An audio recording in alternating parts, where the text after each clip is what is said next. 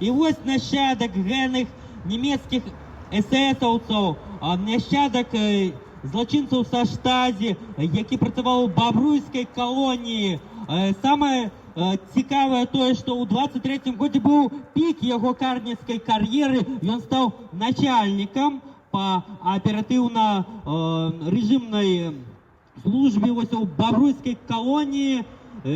І так отрималося, що ровно амаль праз год після гэтага кар'єрного свого досягнення у Двукосці він став емігрантом у Німеччину, і зараз він, ось його звали в'язні Помянувши Рудольф, а зараз він офіційно має німецький паспорт, і генний звярониш живе у німецькому городі Шверин.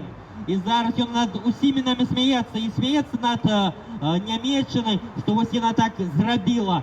І, на мой погляд, особисто, що над ним повинен бути суд, як колись судили нацистів у Нюрнбергі, так як потім ускрилися архіви Штазі, так само. І ось ми потребуємо над ним справедливості, європейської справедливості, і щоб генний фашист Шенвізе ось отримав по своїм звіриним заслугам. Ось і все, що я хотів сказати. Живе Білорусь! Живе вічно!